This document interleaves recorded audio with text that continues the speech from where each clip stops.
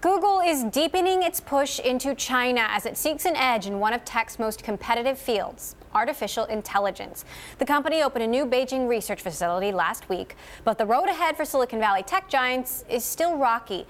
I spoke with Kai-Fu Lee, CEO of Sinovation Ventures and former Google and Microsoft exec who led those companies' efforts in China on this week's episode of Bloomberg Studio 1.0 about the road ahead for U.S. tech companies in China.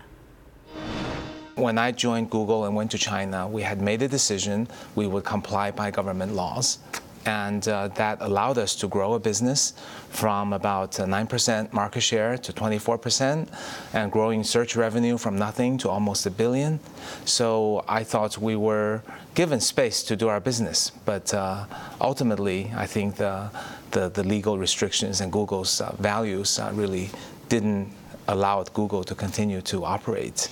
YouTube getting shut down was really sort of the beginning of a series of shutdowns. Facebook was blocked.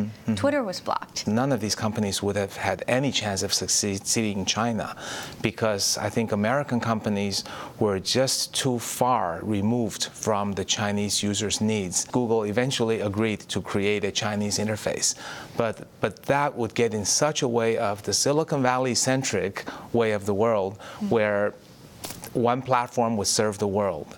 And that egocentricity would have caused every American company to fail in China. Also, if you look at the new companies that rose up in China in a very tough competitive environment, I think WeChat is clearly a better product than Facebook Messenger. I think Taobao Tmall is a better product, certainly than eBay, if not than Amazon. The Chinese payment system, fully connected, frictionless micropayment, peer-to-peer, is clearly better than PayPal and the credit cards. Many people compare it with gladiators in the Colosseum. And I'm afraid the Silicon Valley companies were just no gladiators. They'd get killed in China. You left Google in 2009. Google left China a few months later. Yeah. What happened? Well, I had no idea. I was surprised. New York Times called me one morning and said, Kai-Fu, what's going on? Can we get a quote from you? And I said, what? They said, Google just left China. And I said, I had no idea. I can't give you a quote. So then I read about it on the news just as you did. Google said they didn't want to respond to the censorship demands of the Chinese government. Was that the right call? It's hard to say what's right or wrong. I think if Google is a very value-centric company, so it will do things according to its values, for which I think we all respect. But on the other hand, that makes it impossible for the company to do business in China. And I would prefer to see engagement. And engagement would give users more choices, and that would ultimately, I think, lead to competitiveness and better products. But that, of course, required following the law, and if you choose not to, then I guess you would have to exit. Do you think Google will ever return to China? I think it's very difficult. It's hard to say ever, but the core products cannot return unless they follow the laws and regulations. I do think some secondary products, Facebook's Oculus is launching in China. I think some of Google's new products that are maybe not as core could potentially be launched as an experiment. I think Google is a great company, and I would like to see them launch products everywhere. Facebook has been making overtures, shaking the right hands, and yet we saw Facebook's WhatsApp recently blocked. Instagram and Facebook are still blocked.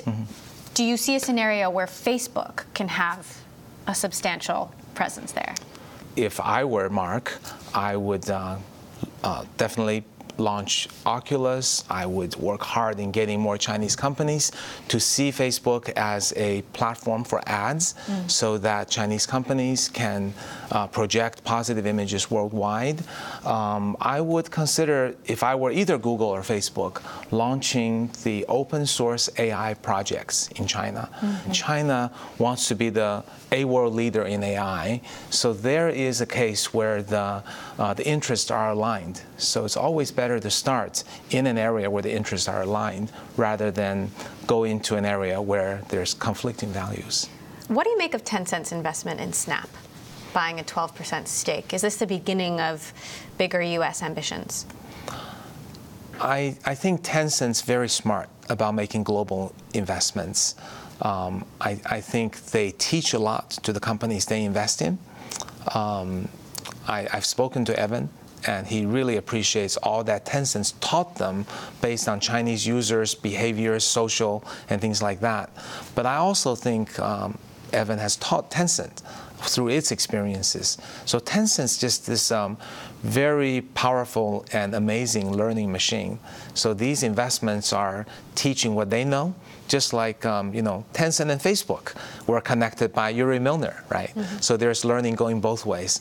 So I think Tencent, I don't think they have global domination ambitions. I think they're primarily a Chinese company, but they want to continue to increase their presence and learn and teach at the same time.